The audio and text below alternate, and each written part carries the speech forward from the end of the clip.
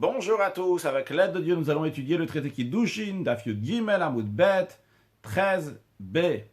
Comme on a étudié à la fin du cours précédent, lorsque Ravasi a quitté le monde, les sages se sont rassemblés pour compiler ses enseignements. On a vu 2 enseignements de Ravasi, et maintenant on va voir un troisième. Donc on est sur la première ligne Daf Yud Gimel Amud Bet. Hadou Yad Vevekam. À nouveau, les sages étaient assis et rapportaient encore un enseignement de Ravasi.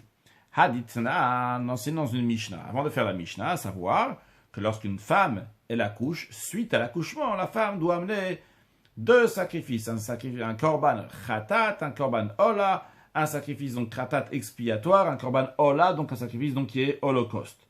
Et la Mishnah nous dit la chose suivante: Aisha shevia khatata. Une femme après avoir accouché, elle a amené son khatat, son sacrifice expiatoire. Mais Ometa, elle est morte avant d'amener le deuxième sacrifice qu'elle doit amener, le sacrifice de Ola. Eh bien, la loi est la suivante, que Yaviu Yoshinolata, que les héritiers de cette femme doivent amener son sacrifice holocauste à sa place. Elle est plus là, en effet, elle est morte, mais les héritiers vont amener avec ses biens, les biens de la femme, vont amener le sacrifice Ola, l'holocauste. Rashi nous dit, à Isha, Rashi sur la 3e ligne, donc en haut à gauche, de quelle femme on parle? D'une yoledet, une femme qui a accouché. Maintenant, Amar Rav Yehuda Amar Shmuel. En ce qui concerne cette Mishnah, Rav Yehuda, il amène un enseignement au nom de Shmuel. D'ailleurs, c'est cet enseignement que Ravasi ne sera pas d'accord avec. Rav Yehuda, il a dit au nom de Shmuel, Vehi Sheifrishat Amechaim. C'est uniquement si la femme avait déjà désigné un animal pour son offrande de Ola, pour son holocauste. Dans ces cas-là, les héritiers vont amener le sacrifice qui avait déjà été désigné par la femme qui a accouché et qui est morte maintenant.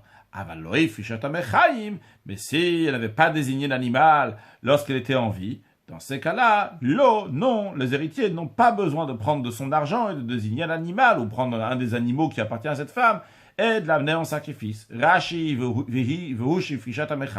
Ceci est à condition que la femme avait déjà désigné, quand elle est encore vivante, donc un animal, pour l'amener en Ola, en sacrifice holocauste. À ce moment-là, les héritiers doivent l'amener.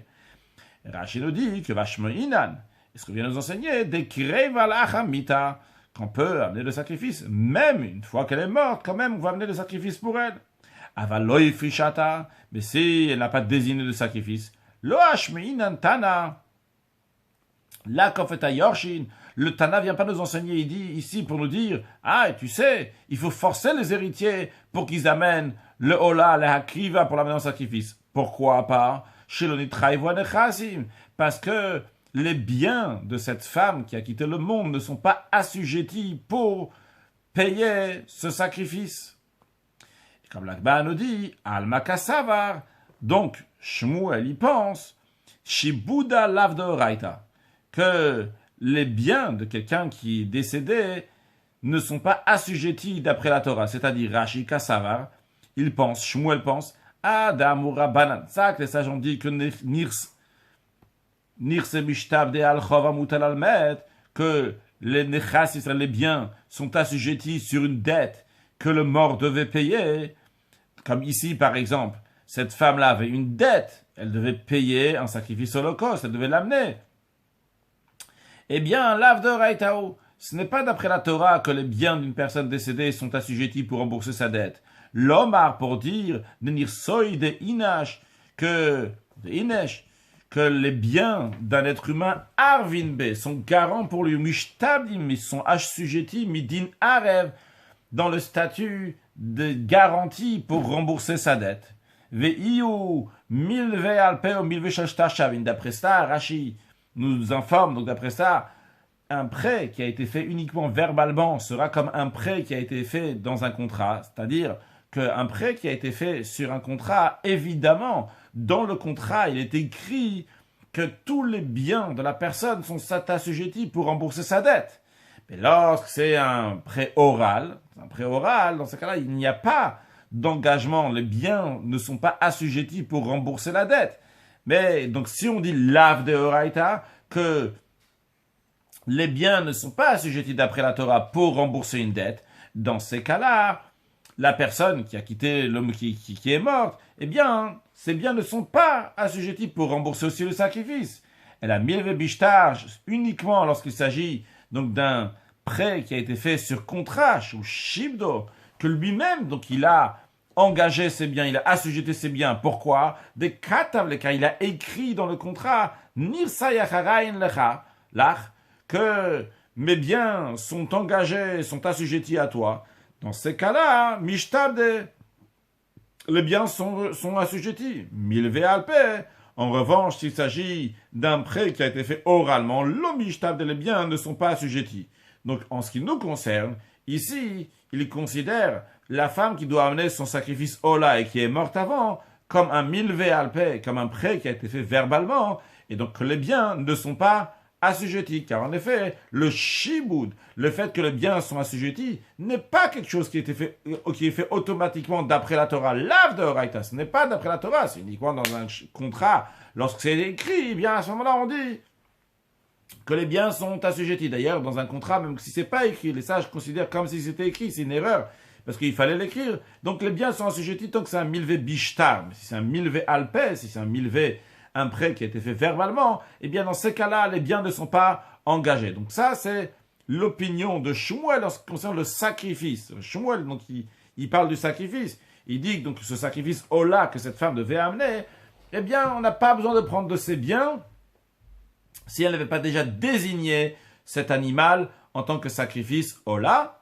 d'où on déduit des paroles de Shmuel que chez Bouddha Lav de Horaïta, que les biens d'une personne qui décède ne sont pas assujettis pour rembourser sa dette.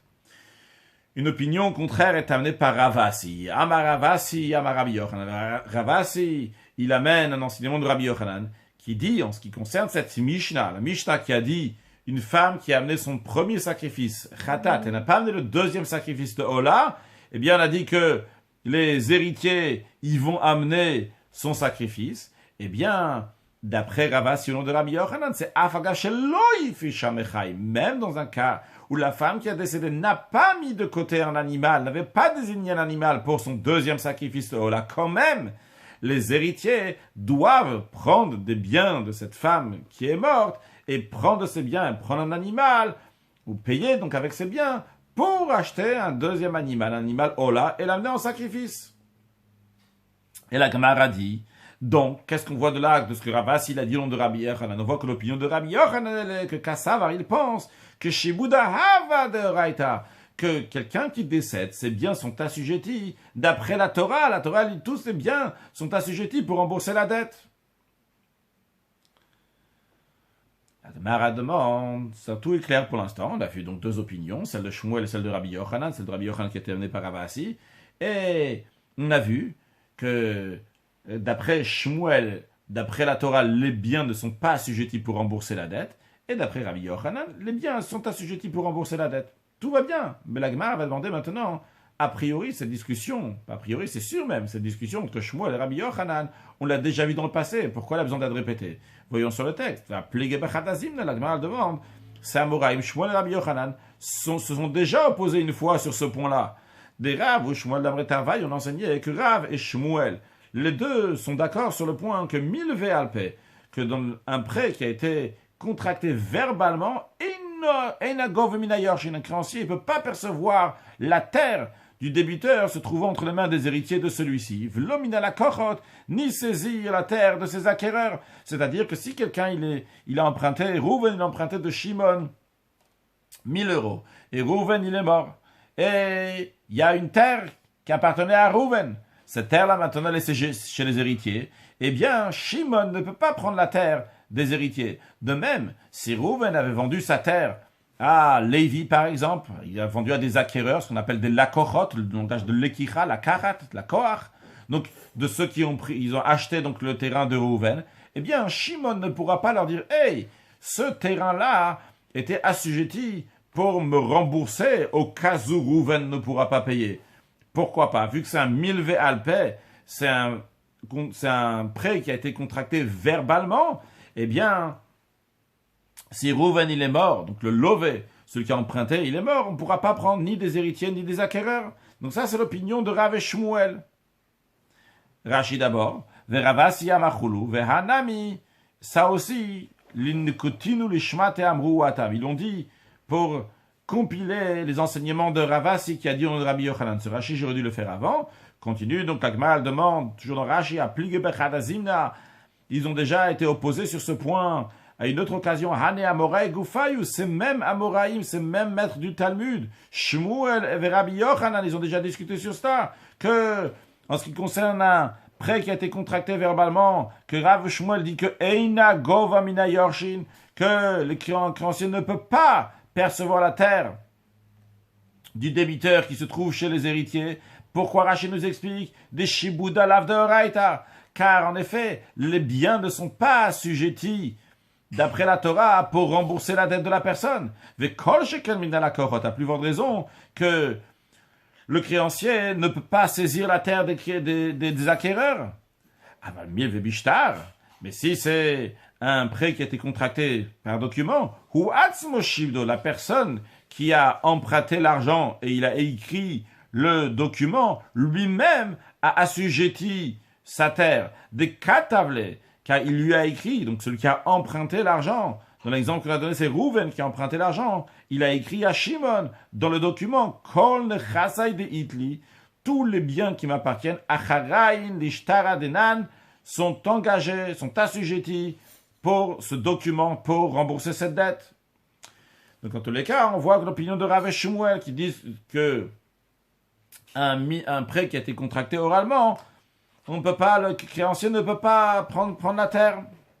Rabbi Yochanan et Resh Lakish d'Amre Tarvaï, ou la Gemara l'audience concerne Rabbi Yochanan et Resh Lakish, les deux disent que milva alpe, même dans un cas que le prêt il a été contracté verbalement seulement, il n'y a pas de document, même dans ce cas-là, Gove ben minayoshin ben minalakochot, le créancier peut saisir la terre. Donc des héritiers ou bien des acquéreurs. Donc on voit clairement que cette discussion entre Shmuel et Rabbi Yochanan existe déjà. C'est-à-dire, nous avons vu en première étape dans la Gemara que Shmuel nous dit qu'une femme qui est morte, eh bien si elle n'a pas désigné un sacrifice de Ola, eh bien les héritiers n'ont pas besoin d'amener le deuxième sacrifice. Parce que les biens de cette femme qui est morte ne sont pas assujettis pour payer sa dette. Et Rabbi Yochanan a dit non, même si cette femme n'avait pas mis de côté, n'avait pas désigné un deuxième sacrifice, quand même les héritiers ont le devoir de prendre son argent, prendre ses biens, prendre ses animaux, un des animaux, et de l'amener en tant que sacrifice là. C'est-à-dire que les biens sont oui assujettis d'après Rabbi Yochanan. Donc pourquoi il y a besoin, ce qu'on a appris en deuxième étape, ce que la Gemara a ramené, question, on a déjà appris dans le passé, on a déjà appris une autre fois, à une autre occasion, que Shmuel dit clairement qu'un milve alpe, un contrat qui a été, un prêt qui a été fait verbalement, eh bien les biens ne sont pas assujettis, tandis que Rabbi Yochanan dit qu'un prêt qui a été fait oralement, les biens sont assujettis. C'est le même point, c'est le même fond. Ce sacrifice-là de cette femme, c'est comme un milve alpe, c'est comme un prêt qui a été contracté verbalement dans le sens que c'est pas, donc il n'y a pas eu un engagement qui a été écrit. C'est juste, elle doit amener ce sacrifice-là, mais elle est morte. Alors, si on dit chez Bouddha de Raïta que les biens sont assujettis pour rembourser la dette de quelqu'un qui est décédé, de la Torah qui le dit de le faire, alors automatiquement, cette femme doit amener le sacrifice, même si elle est morte, les héritiers doivent le faire à sa place. Et c'est la même chose donc, que Rabbi Yochanan nous dit ailleurs, que les biens sont assujettis de quelqu'un, même milvé alpe, même si c'est un milvé qui est oral, eh bien, les héritiers doivent rembourser. La Gemara répond, Sricha, il y a besoin de ramener les deux cas. Et le cas dans lequel on parle du sacrifice de la femme, et le cas dans lequel on dit de manière générale qu'un milvé alpe, qu'un prêt qui a été contracté verbalement, est-ce que les biens sont assujettis ou pas? En fonction des opinions. Pourquoi on a besoin des deux? La discussion avait été rapportée uniquement dans ce dernier cas, dans le cas donc du prêt qui a été fait verbalement. Alors j'aurais dit, Behar Kamar Shmuel. Dans ce cas-là, Shmuel dit que les biens ne sont pas assujettis. Pourquoi? Mishum de l'Bilvak Tuva Toraï. Car un emprunt, c'est pas quelque chose c'est pas écrit dans la Torah. C'est Rouven qui a décidé d'aller chez Shimon pour lui emprunter de l'argent. Et vu que c'est une affaire qui est tout à fait personnelle entre Rouven et Shimon, c'est la raison pour laquelle que les biens de Shimon ne sont pas assujettis pour rembourser la dette, que les biens de Rouven ne sont pas assujettis pour rembourser la dette que Rouven lui doit. Rashi de la Milvak Tuva Batora, le Hutal alav Chova Metamelech. Il n'y a pas une obligation du roi, qui désigne donc Hachem ici. C'est pas Hachem qui a dit, tu dois donner tant. Mais iskema se'atzo, c'est de ses propres occupations, c'est de ses propres affaires à lui, à Rouven, qui a emprunté à Shimon. C'est la raison pour laquelle que Shmuel dit que les biens de Rouven ne sont pas assujettis pour Shimon. Aval behar. Mais dans ce cas, c'est dans le cas que la femme devait amener un sacrifice. Et comme Rashi nous dit, Aval behar de yoledet, mais dans le cas, dans la femme qui a accouché de mitzvot hamelech, allez, que c'est l'ordre du roi qui est sur lui, c'est-à-dire sur elle ici, donc sur la femme qui est morte, qu'elle doit amener un sacrifice. Donc, Eima Chamira Kiktuva Bat Bishtar. Dans ces cas-là, j'aurais pu dire que Shmuel va penser c'est Chamira, c'est Chamour, c'est strict, comme si c'était un prêt qui a été contracté donc sur un document. Dans ces cas-là, donc les biens sont engagés. Donc, c'est comme dans le texte d'Agmara, Val Behar, dans le cas de la femme qui est morte et qui doit amener un sacrifice. Donc ça, c'est Hachem qui dit qu'elle doit amener un sacrifice. Et j'aurais dit que Shmuel modèle le Rabbi Yochanan de Resh Lakish, que Shmuel est d'accord avec Rabbi Yochanan de Resh Lakish, que dans un tel cas, les biens de cette femme qui est décédée sont assujettis pour rembourser la dette. C'est la raison pour laquelle qu'on a besoin de nous enseigner l'enseignement de Shmuel, non seulement dans un prêt qui a été fait verbalement, mais aussi lorsque c'est une femme qui a quitté le monde et qui doit amener un sacrifice, parce que Dieu a dit qu'elle doit amener le sacrifice et qu'elle est morte, que quand même Shmuel lui dit, eh bien maintenant qu'elle est morte, les héritiers n'ont pas besoin d'amener son sacrifice. La Gemara continue via Shmeinan Bea, si nous avions formé seulement la discussion dans le premier cas, dans le cas de la femme qui a accouché, j'aurais dit, Behar Kama Rabbi Yochanan. C'est uniquement dans ce cas-là que Rabbi Yochanan a dit que les biens du débiteur sont assujettis. Pourquoi? Des mille vektuva batora, kiktuva bishtar damia. Parce que le fait que c'est, entre guillemets, un prêt qui est écrit dans la Torah, c'est un prêt, c'est un emprunt qui est écrit dans la Torah, dans le sens que, ici, c'est une dette. La Torah, elle dit, Madame, tu as accouché, tu dois amener un sacrifice. Rabbi Yochanan dit, vu que c'est la Torah qui dit que la dame doit amener un sacrifice, celle qui a accouché, c'est considéré comme un prêt qui a été contracté dans un document, et c'est la raison pour laquelle que les héritiers doivent amener le sacrifice à la place de la défunte, de la femme qui est morte. Aval Behar. Mais j'aurais dit que dans le cas d'un emprunt qui est entre Rouven et Shimon, donc un emprunt stam comme ça, j'aurais dit que Rabbi Yochanan et Resh Lakish, j'aurais dit, et ma modèle les Shmuel, j'aurais dit qu'il est d'accord avec Shmuel que les biens d'un débiteur en général ne sont pas assujettis, parce que c'est pas un sujet de la Torah. C'est la raison pour laquelle qu'on a besoin de dire les deux cas. Et le cas de la femme qui a accouché, et le cas aussi de quelqu'un d'ordinaire qui a fait un prêt verbalement, que d'après Rabbi Yochanan, ses biens sont quand même engagés, sont assujettis pour payer sa dette, même s'il est mort. Conclusion de tout ça, Amarav Papa, il a dit, Hilcheta. La loi est la suivante. Milva alpe govbina yorshin. Un emprunt qui a été fait verbalement, eh bien, le créancier peut saisir la terre du débiteur chez les héritiers. Donc, si les héritiers ont un bien qui appartenait à Rouven qui a emprunté de l'argent, eh bien, Shimon peut prendre le terrain. En revanche, ve'ina govbina lakochot, mais il ne peut pas saisir sa terre de ses acquéreurs quand c'est un milva alpe, quand c'est un prêt qui a été contracté verbalement. Quelle est la raison de ces deux halachot, de ces deux lois? La Gemara explique. Papa explique. Gov amina yorshi. La raison pourquoi le créancier peut saisir les héritiers, parce que shibud adoraita. La halacha, elle est que les biens de quelqu'un qui a décédé sont, oui, assujettis pour rembourser ses dettes. Et c'est la raison pour laquelle que Shimon pourra aller chez les héritiers de Rouven et prendre le terrain qui appartenait à Rouven, qui se trouve maintenant chez les héritiers. Dans ces cas-là, pourquoi il ne peut pas prendre aussi de la corotte? Pourquoi il ne peut pas prendre des acquéreurs? Les acquéreurs aussi, les biens de Rouven, avant même que les acquéreurs l'ont acquis ce champ. Ils étaient déjà engagés, ils étaient déjà assujettis pour payer la dette de Rouven. La raison, elle est que ici, vu que c'était un milvé alpé, c'est un emprunt qui a été fait oralement, c'est différent. Parce que, comme la Gemara explique, Papa explique, la raison pourquoi il ne peut pas saisir la terre des acquéreurs, de l'être les kala, car il n'y a pas de rumeur à son propos, comme Rashi nous explique, de l'être les kala, il n'y a pas de rumeur. Quand c'est un prêt qui est fait oralement, ça ne fait pas aussi grand bruit que quand c'est un emprunt qui est fait sur un document. Donc, l'acquéreur, il peut dire, j'étais pas au courant que Rouven, il avait emprunté chez Shimon 1000 euros, donc j'ai acheté son champ. Quand Reuven il a emprunté 1000 euros, c'est sur un shtar, c'était donc dans un document. Dans ces cas-là, il y a une rumeur. Donc celui, l'acquéreur, on lui dit, pourquoi t'as acheté? Il fallait pas acheter ce terrain-là. Tu savais bien que Reuven devait à Shimon 1000 euros. Et donc, automatiquement, son terrain était assujetti pour rembourser sa dette au cas où il n'avait pas d'avoir d'argent.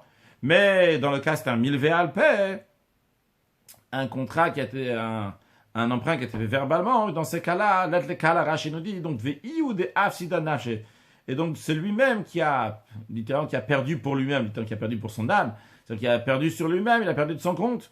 Il n'aurait pas dû le faire un milvé alpé, il aurait dû faire un milvé bishtar, il aurait dû faire sur un document. A priori, on pourrait demander mais un instant, si les biens sont assujettis d'après la Torah, qu'est-ce que ça change maintenant s'il y a le shtar, le document ou pas? Toute la raison pourquoi le document il fait quelque chose, on avait dit, c'est parce que dans le document il a écrit clairement, il a dit mes biens sont assujettis pour payer la dette.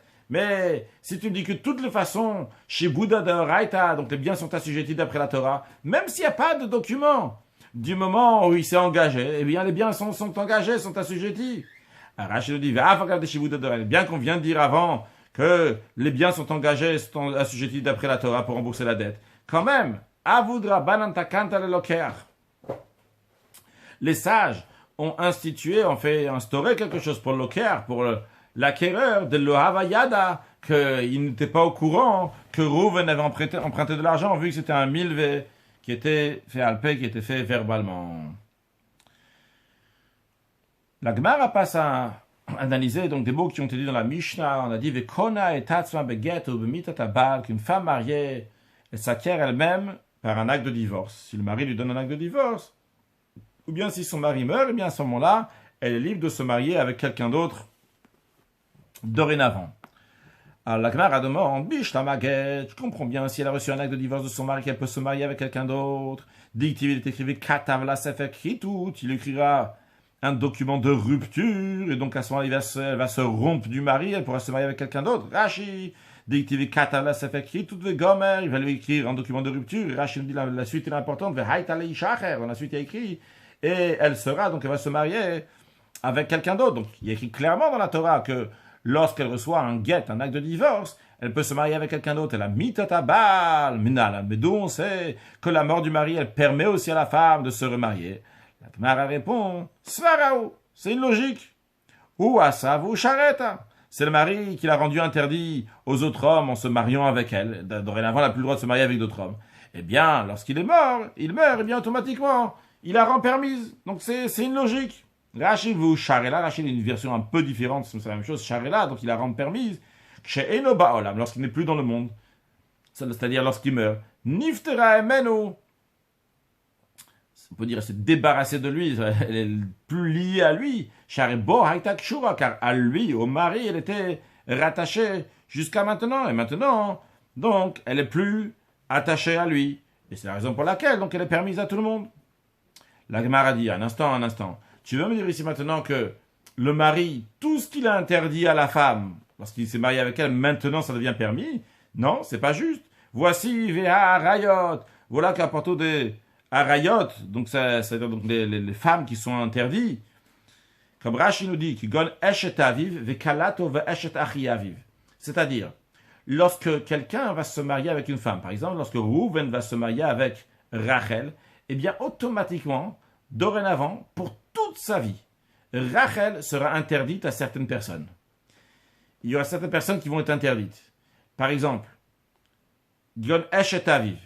Donc, Rashi nous dit, donc, la femme de son père. C'est-à-dire, imaginons que ce Reuven, il était déjà marié. Il avait un enfant, par exemple, qui s'appelle Yosef. Eh bien, ce Yosef ne pourra jamais se marier avec Rachel, même si Reuven va mourir. Si Reuven ne s'était pas marié avec Rachel, Yosef, il aurait pu se marier avec Rachel. Mais vu que le papa de Yosef, donc il s'appelle Reuven, il s'est marié avec Rachel, dorénavant, même si Reuven il va mourir, Yosef ne pourra jamais se marier avec Rachel. De même, Vekalato. Donc Kalato, donc c'est sa kala, donc sa bru. Donc il sera aussi donc toujours interdit. Ve'eshetachi aviv. Et donc, en tant que la femme du frère du père, c'est-à-dire donc son neveu, ne pourra jamais se marier aussi avec la femme, avec Rachel. Donc il y a ici des interdictions qui vont toujours être là, c'est-à-dire qu'ils vont jamais partir. Donc, donc ça devient interdit et ça sera jamais permis après. Ça restera toujours une interdiction. Donc ici, l'exemple que Rashi ramène ici en ce qui concerne Kalato, en ce qui concerne donc la bru, ça c'est quand lorsque quelqu'un il va se marier, c'est que le père, il sera toujours interdit de se marier avec elle. Donc imaginons que Yaakov qui est le père de Rouven, n'aura jamais le droit de se marier avec Rachel. Stam, il aurait le droit de se marier avec Rachel, vu qu'elle est devenue la femme de son fils, il n'a plus le droit jamais de se marier avec elle. Donc là, c'est des interdictions qui restent toujours, comme Rashi nous dit, ou que chez Yamuta Baal, le charoulo.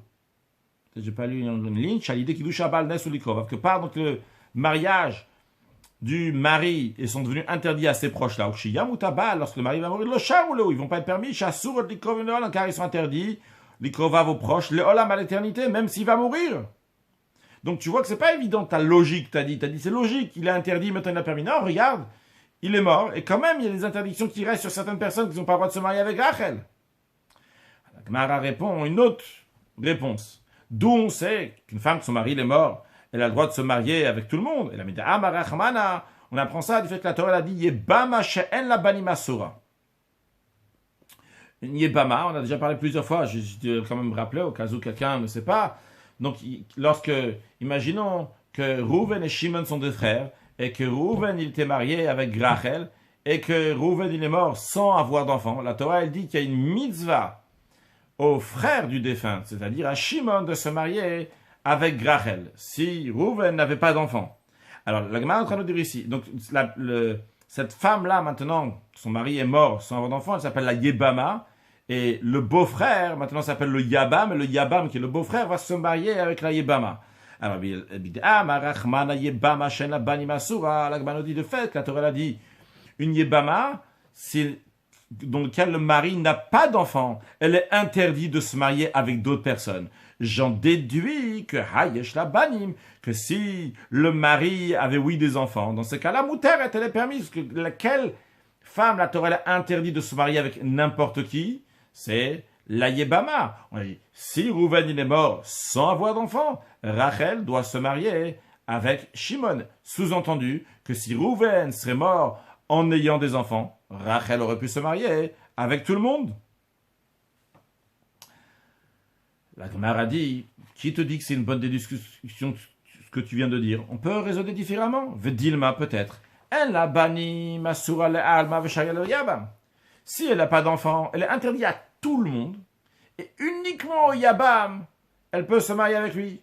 Yesh la banim. Mais si Rouven avait des enfants, dans ces cas-là, les koulé amanami asura, elle serait aussi interdite à tout le monde. Même le beau-frère, elle serait interdite de se marier avec lui. Même le Yabam serait interdit de se marier avec lui. Peut-être on peut dire comme ça. Donc, il n'y a pas de preuve ici que une femme que son mari est mort, elle est permise à tout le monde. La Gemara propose une autre réponse. Elle a seulement d'où on déduit ça. Midea marachamana.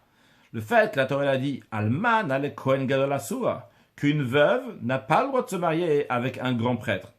Ah, les Kohen Ediot, j'en déduis de là qu'avec un Kohen ordinaire, Sharia elle est permis. C'est qui cette veuve? La veuve, c'est c'est une femme, son mari est mort. Et on dit, attention, avec qui elle n'a pas le droit de se marier? Uniquement avec un grand prêtre. Sous-entendu qu'avec un prêtre ordinaire, elle peut se marier. Donc on voit ici une almana, une femme que son mari est mort, et elle a le droit de se marier. Donc on voit qu'elle peut se marier aussi avec un Kohen Ediot ou bien avec n'importe quel juif. La Gemara dit non. Qui te dit que c'est une preuve ce que tu viens de dire? Vedilma peut-être les Kohen Gadol Belav. Disons que le Kohen Gadol, il a une interdiction. C'est-à-dire dans la Torah, il y a des interdictions négatives et des interdictions positives. Comment c'est possible une interdiction positive? Une interdiction positive, c'est-à-dire lorsque la Torah elle dit que par exemple telle femme doit se marier avec tel homme. Eh bien, si un autre homme va se marier avec cette femme, eh bien, il y a un commandement positif qui a été négligé. Donc, il y a des interdits qui sont aussi du positif. Parce que la Gemara propose ici de dire, si un Kohen Gadol, un grand prêtre, va se marier avec la veuve, il a transgressé un commandement négatif. Mais les coulées alma, mais pour tout le monde, c'est ce qui serait transgressé ici, c'est un commandement positif, donc le cas qui est moins grave qu'un commandement négatif. Comment ça? Quel commandement positif? Rashi nous dit, les coups, les almabas, c'est pour tout le monde, c'est un commandement, elle est interdite par commandement positif. C'est-à-dire ici, où il est le positif ici? La Torah, elle dit à propos d'une femme qui est divorcée. Veyatsa, elle va sortir du mari qui l'a divorcée, vehaitali shacher, et elle va être à quelqu'un d'autre, elle va se marier avec un autre homme. Qu'est-ce qu'on voit de ce verset-là? À l'idée Geirushin, que par le divorce, elle va se marier avec quelqu'un d'autre. Velo à l'idée, pas par la mort. Si le mari il est mort, eh bien la Torah ne permet pas qu'elle va se marier avec quelqu'un d'autre. Donc on voit ici, il y a un positif. Le positif, c'est, la Torah dit, s'il donne un acte de divorce, elle se mariera avec quelqu'un d'autre. Sous-entendu, c'est uniquement si c'est le divorce. Mais si il est mort, il n'y a pas ici, elle se mariera avec quelqu'un d'autre, elle n'aura pas le droit de se marier avec quelqu'un d'autre. Donc il n'y a pas une formule d'interdiction en forme négative que la Torah dit. Mais le fait que la Torah dit uniquement lorsqu'elle va se divorcer, elle pourra se marier avec quelqu'un d'autre. J'en déduis que si le mari meurt, elle n'aura pas le droit de se marier avec quelqu'un d'autre. Donc c'est aussi un interdit, mais un interdit qui s'appelle un interdit positif, qui vient d'une mitzvah positive. Comme Rashi nous le dit, de Shilcha Lazo, le fait que la Torah dit, donc il va renvoyer cette femme, Velo lacheret, pas une autre. Mashma sous-entendu, Shilcha Lazo, Velo lacheret mashma. C'est que uniquement celle-là, il pourra la renvoyer, pas une autre. Vela va ba michal assez. La règle elle est, bien que c'est un lav, c'est un commandement négatif qui découle d'un commandement positif, eh bien c'est considéré un commandement positif. Juste pour l'intégralité du verset, dans certaines Gemarot, vous l'avez aussi dans Torah Shalem, là-bas il y a écrit, donc si un homme va prendre une femme, il va avoir un rapport avec elle, si elle n'a pas trouvé grâce à ses yeux qu'elle a trouvé quelque chose qui n'allait pas, il lui criera un acte de rupture, il donnera dans sa main Veshilcha mi beto, il la renverra de sa maison, et dans la suite il y a écrit Veyatsa mi beto, elle sortira de sa maison, elle ira, elle sera à quelqu'un d'autre. Donc ce Rashi nous ramène ici dans les deux versets, ici il nous ramène le deuxième verset d'abord, de Veyatsa vehaitali shacher, elle va sortir, elle va aller à quelqu'un d'autre, et juste avant il y a écrit Veshilcha mi beto, il va la renvoyer. Donc lorsque Veshilcha, lorsque l'homme il est vivant, il la renvoie de la maison, elle part, elle peut se marier avec quelqu'un d'autre. Mais si c'est la mort, eh bien, il n'y a pas de possibilité pour qu'elle va se marier avec quelqu'un d'autre. Donc ça, c'est ce que la Gemara, donc je répète, je récapitule, la Gemara elle a proposé de dire qu'on déduit le fait que la Torah a dit qu'un Kohen Gadol n'a pas le droit de se marier avec une veuve, sous-entendu que tout le reste du peuple juif peut se marier avec une veuve. On a dit non, peut-être pour le Kohen Gadol c'est une interdiction négative, qu'il n'a pas le droit, et pour les autres, il transgresse un commandement positif. Alors la Gemara s'interroge sur ça. Ayase Mayavite, ce commandement positif, à quoi il sert? Qu'est-ce qu'il fait là? Voyons. Les choses claires, c'est noir ou blanc. Si la mort du mari, elle sert pour libérer une femme mariée de son statut qu'elle avait jusqu'à présent, dans ce cas-là, elle devrait être totalement permise à tout le monde sans faire de différence. Si la mort du mari ne sert pas pour la libérer, que la femme elle reste exactement comme avant, donc elle est interdite à tous les hommes, et si elle va avoir un rapport avec quelqu'un, quelle que soit la manière, que ce soit un mariage ou pas, eh bien, elle sera coupable de mort. Une femme qui est mariée, une échetiche, qui a un rapport avec quelqu'un, eh bien, la sanction, c'est la mort pour les deux. Donc, tu me dis maintenant, le mari il est mort, il n'y a plus de sanction de mort. C'est pourquoi il y a juste un commandement positif qui est là, qui a été transgressé, donc il n'y a plus la sanction qu'il y avait avant. C'est au noir ou blanc. Le mari, il est mort, alors tu dis, il y a tout qui est parti, il y a tout qui est parti. Le mari, il est mort, tu dis, c'est pas parti, alors il y a tout qui reste. Il n'y a pas juste un assez qui reste, juste un commandement positif qui te dit, non, elle peut se marier uniquement dans un cas que c'est divorcé, pas dans la mort. Rashi, ayasemaya vilte. Ce commandement positif, à quoi il sert? Chez You, homme de Fanea, pour qu'il va se tenir devant elle, qu'il va faire une barrière devant elle. Et tu me dis bien que ce assez, ce commandement positif reste là, et il y a d'autres choses qui ont disparu. Ve'isur lav, ve'karet sheba, pas l'interdiction, le négatif d'avoir un rapport avec une femme mariée, en l'occurrence son mari est mort, mais ce négatif-là qu'il y avait jusqu'à présent, et la sanction qui est le karet, donc le retranchement qu'il y a, donc une punition qu'Akadosh Baruch Hu donne le retranchement, tu me dis ça a disparu. Comment tu peux me dire que, tiens, ce qu'il y avait jusqu'à présent, le karet, il a disparu, et tout d'un coup il y a un commandement positif. C'est ou tout, ou rien. Et comme la Gemara explique, tout dans le texte de Rashi, et si ça ne sert pas d'ashmiachka, que le verset enseigne que ça ne sert pas la mort du mari, elle change rien, que la mort ne renvoie pas la femme, parce que tu as dit le verset, il te dit, c'est uniquement s'il a renvoyé par le guet, par l'acte de divorce, mais par la mort, ça ne la renvoie pas. Alors dans ces cas-là, Rashi nous dit, tout comme Milta Kamaita, Rashi explique la Gemara. Donc, elle devrait rester avec son statut qu'elle avait jusqu'à présent. Dans ce cas-là, il n'y a même pas besoin d'écrire une interdiction pour le Kohen Gadol. Le Kohen Gadol, de toute façon, il ne peut pas se marier avec une veuve, parce que personne ne peut se marier avec une veuve. Donc, soyons clairs, ou l'un ou l'autre. Donc, l'analyse que la Gemara a dit, c'est où la femme, elle garde son statut d'avant, ou bien maintenant, le statut d'avant part. Ou bien elle reste une femme mariée, ou bien elle n'est plus du tout une femme mariée. La Gemara, maintenant, va dire non, on n'est pas d'accord. Pourquoi pas? C'est tout à fait possible. On retrouve par ailleurs que certaines choses ont plusieurs interdictions. Et après, il y a quelque chose qui se passe. Il y a certaines interdictions qui partent. Et certaines interdictions qui restent. Donc on peut très bien dire aussi ça pour la femme.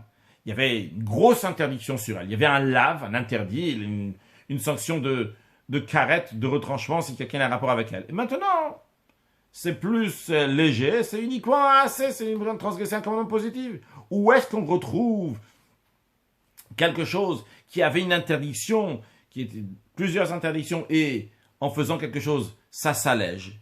La Gemara répond en demandant une question, dit, en forme de question, dit, Allah malo, pourquoi pas? Pourquoi ce ne serait pas possible de dire que la femme, elle avait jusqu'à présent un lave, une interdiction négative, et que maintenant il y a seulement positive? Rashi nous dit Allah malo, il nous explique la chaîne kushiao. C'est une expression de question. Mais attention, la Gemara répond en disant ça. C'est en forme de question. Il dit et c'est pas quelque chose de bien, c'est pas quelque chose qui convient, c'est pas quelque chose de logique de dire qu'elle avait plus d'interdits avant et maintenant il y a moins d'interdits. Bien sûr, on peut très bien dire qu'à Pictomimita, le fait que le mari est mort, ça le fait sortir de la peine, de la sanction de mort si quelqu'un a un rapport avec elle. Vous kimtalasé, et ça l'établit à un niveau qui a moins de gravité, qui est plus léger. C'est uniquement un commandement positif que la personne va transgresser, qu'ils vont transgresser si elle va avoir un rapport avec quelqu'un d'autre. Où est-ce qu'on retrouve ça? D'abord dans Rashi. A Picte, mitatabal, la mort du mari l'a fait sortir. La Picte, ça l'a fait sortir, donc la mort du mari l'a fait sortir. Mais chiyuv mitat bedin, de la peine, de la mort par le tribunal. Et ça l'a établi maintenant à un niveau de moins de gravité qu'uniquement une interdiction d'un commandement positif. La Gemara dit, voilà, il y a un précédent à cela. Ce principe, il est similaire en ce qui concerne des animaux qui ont été consacrés pour le temple, mais ils ont été psoulés à Mugdashim. Maintenant, ils ont été pas saouls, ils sont disqualifiés d'être consacrés. Alors, qu'est-ce qu'on doit faire? On va les racheter. Mais, voyons, avant qu'ils soient rachetés, lorsqu'ils étaient consacrés, des Meikara, au départ, Ibou Meila. Le concept de Meila s'applique. Meila avec un Aïn, lorsque quelqu'un il profite de quelque chose qui appartient au temple, il s'appelle un Moël, il a fait une interdiction de Meila, de profiter des choses qui appartiennent au temple. Ça, c'est un point. Et un deuxième point, va Sir et Begiza Vavoda, ils sont interdits pour la tonte et le travail. Un animal qui était consacré pour le temple, eh bien, on n'a pas le droit de faire de la tonte et de faire travailler. Rashi Meikara, Kodem Pidyon, quand on dit au départ, ça veut dire avant qu'ils soient rachetés, lorsqu'ils ont été consacrés, ces animaux-là, il y a et l'interdiction de Meila, et aussi l'interdiction de la tonte et le travail. Rashi va Sire Begiza, on enlève le mot que d'âme. Rinan le Bach nous dit, Dicti, il y a écrit l'otagoz. Il y a écrit, tu vas pas faire la tonte. Donc, la Gemara continue. Pourtant, qu'est-ce qu'on voit? Que par Kinou, une fois qu'ils ont été rachetés, Meila Ladbo, la première interdiction, on a dit de Meila, ça disparaît. Mais, Begiza Vavoda Asir, il reste encore interdit pour la tonte et le travail. Rashi par Kinou Meila Ladbo, une fois qu'ils ont été rachetés, il n'y a plus l'interdiction de Meila. Ou Mutar en Achil Alechol Adam. Tout le monde peut manger ce sacrifice qui était consacré, vu que maintenant ils sont disqualifiés et ils ont été rachetés. Eh bien, tout le monde peut le manger. Mais quand même, va Sire Begiza. Ils sont interdits à la tonte et au travail, qui est d'Amrin Bibrot, comme on dit dans le traité Bechorot. Il y a écrit, là-bas il y a écrit le verset, c'est Tisbar Vachalta Basar. Donc tu vas sacrifier, tu vas faire la shrita et tu mangeras de la viande. On apprend de la Tisbar. Tu peux prendre cet animal donc qui était consacré et qui a été disqualifié et que tu as racheté, tu peux lui faire la shrita et le manger. Mais Velo Giza, non pas à la tonte tu ne peux pas lui faire.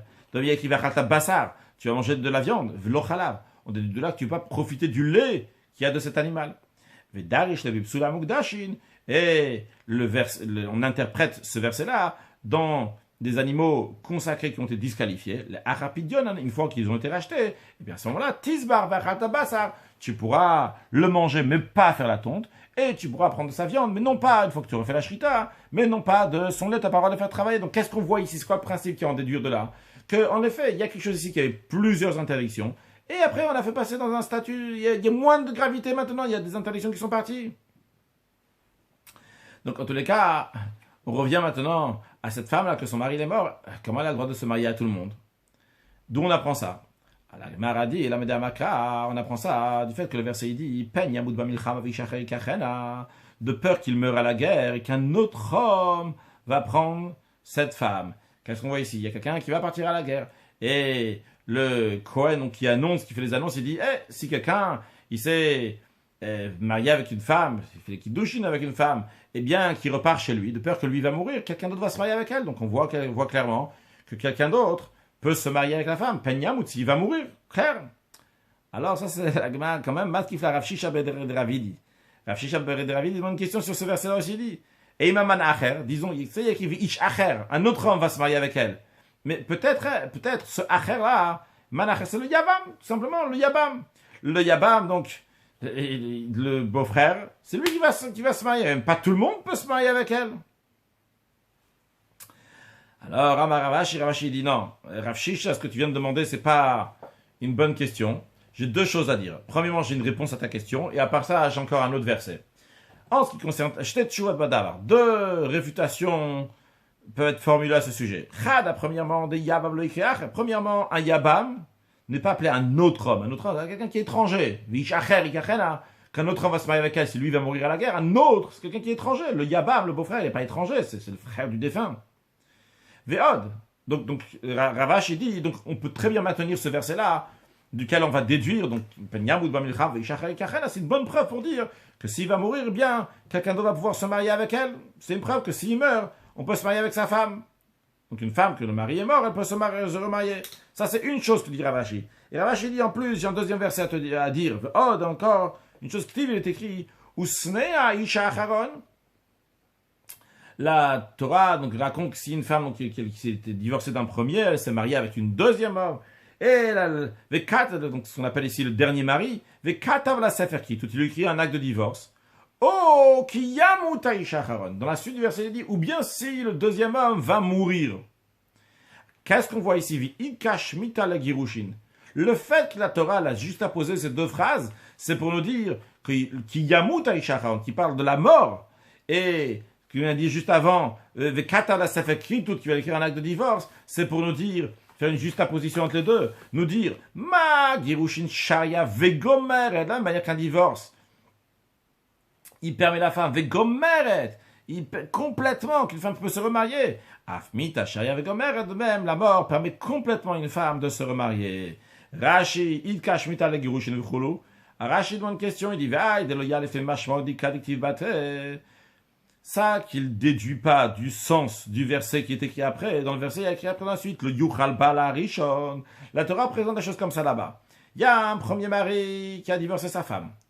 Elle s'est mariée avec quelqu'un d'autre. Le deuxième mari la divorce, ou bien le deuxième mari va mourir. Eh bien, la Torah dit, le premier mari ne pourra pas se remarier avec cette femme après qu'elle a été répudiée de son mari, ou bien après que son deuxième mari, donc c'est repudié de son deuxième mari, ou bien que son deuxième mari est mort.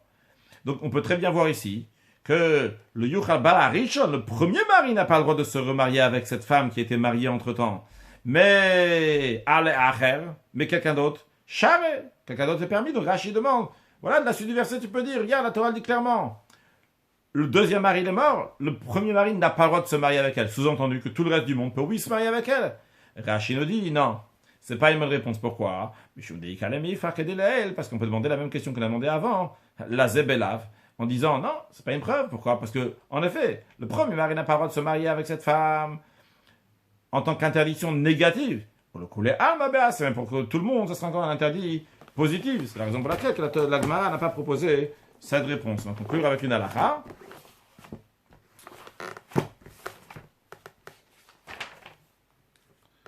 Donc, en ce qui concerne ce qu'on a étudié aujourd'hui,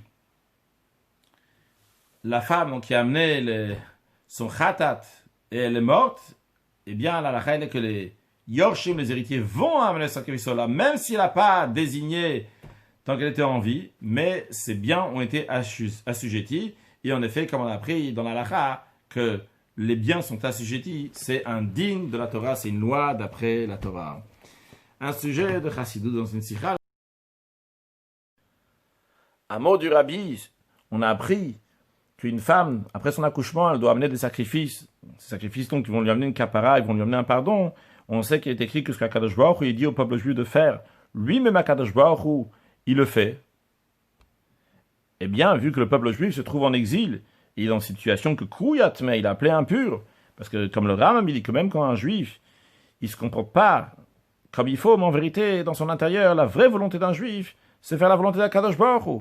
Alors qu'Akadosh Baruch Hu, il va sortir tous les juifs de la situation de Kouyatme, qu'on est appelé impur, et chaz shalom de dire qu'il y a quelqu'un ou quoi que ce soit qui peut empêcher la Géoula, et la Géoula arrive très prochainement.